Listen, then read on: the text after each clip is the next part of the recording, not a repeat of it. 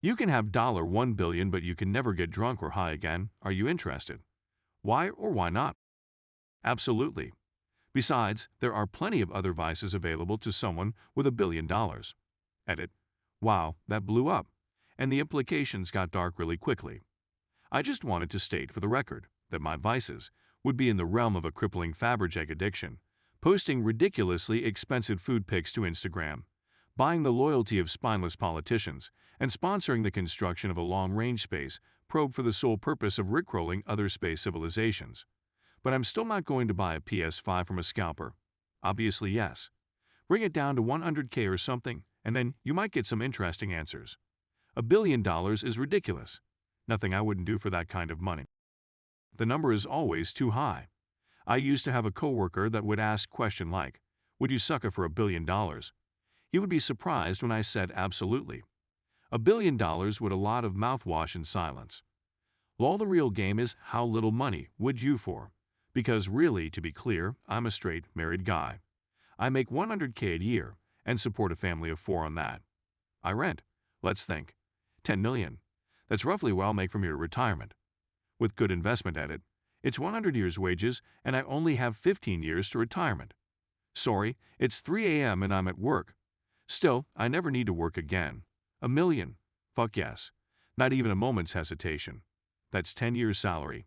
My job is hard, physical, causes substantial wear and tear on my body, requires 12-hour rotating shift work.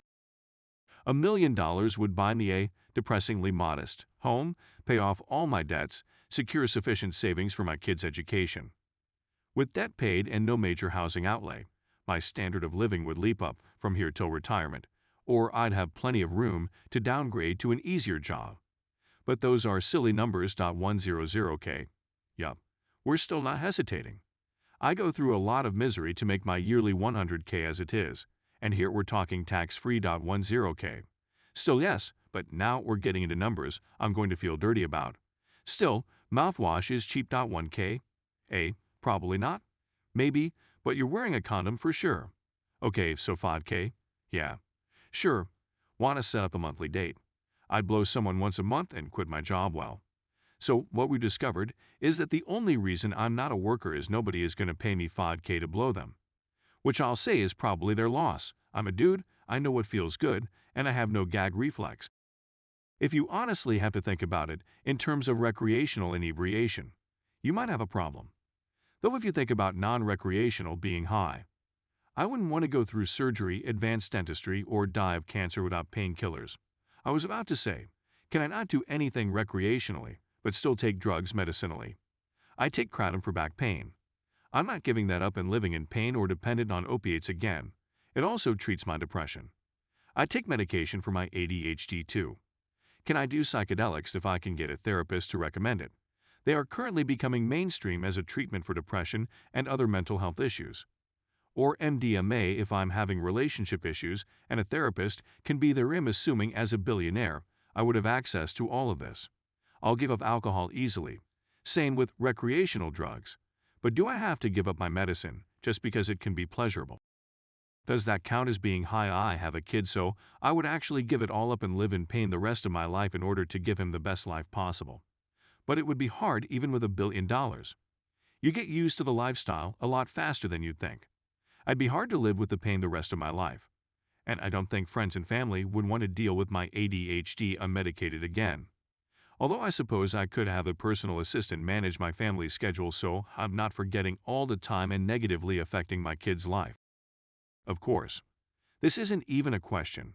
In a heartbeat, $1 billion and you're forced to get clean.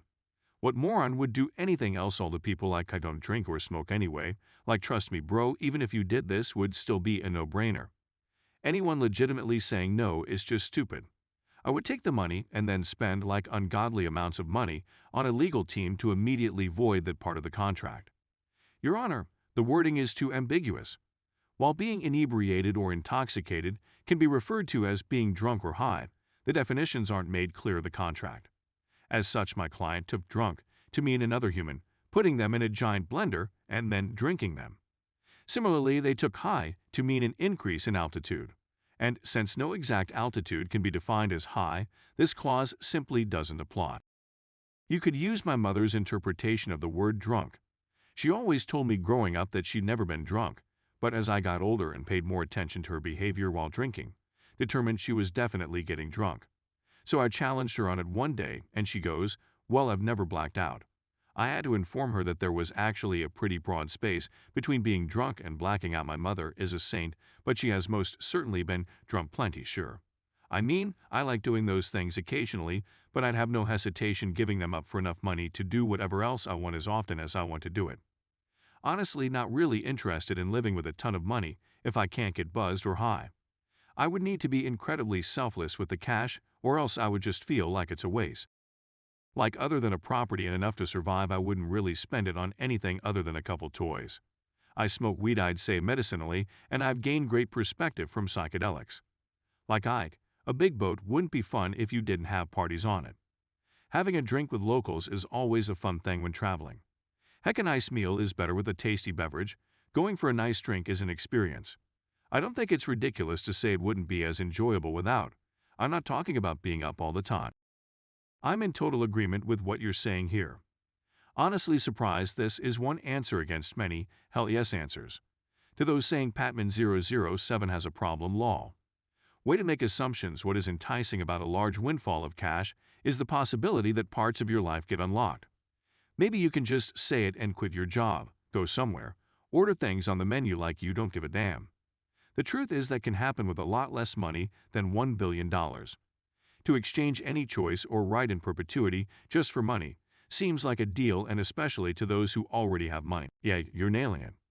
If I had $1 million, I would invest it and happily live off the interest.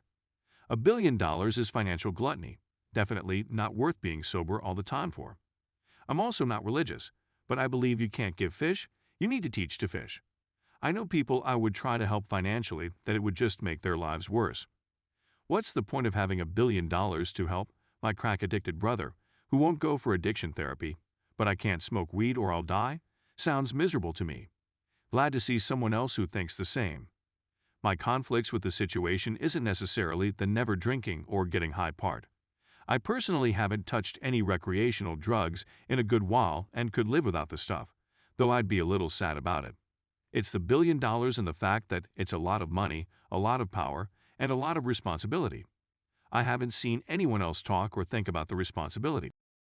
I haven't seen anyone else mention the weight of all that you'd be capable of, and what you'd feel morally obligated to do to reduce the amount of harm and suffering in the world.